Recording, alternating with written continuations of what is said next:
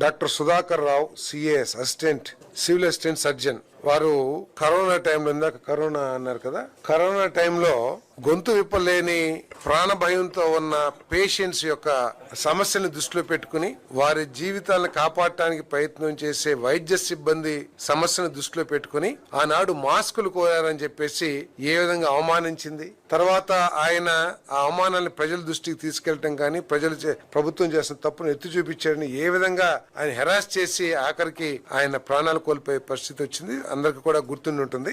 వారి కుమారుడు సికే లలిత్ ప్రసాద్, వారికి జూనియర్ అసిస్టెంట్ గా, ప్రస్తుతం సహకార శాఖలో జూనియర్ అసిస్టెంట్ గా పనిచేస్తా ఉన్నారు.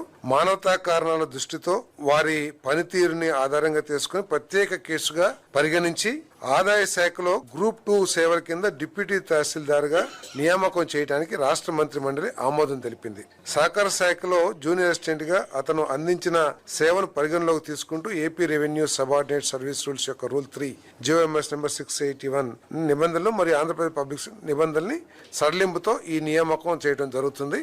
ఇంతే కాకుండా ఆ కుటుంబానికి కూడా ₹1 కోటి ఆర్థిక సాయం చేయాలని చెప్పేసి కూడా ఏదైతే నిర్ణయం తీసుకోవడం జరిగిందని చెప్పేసి కూడా తెలియజేస్తాను.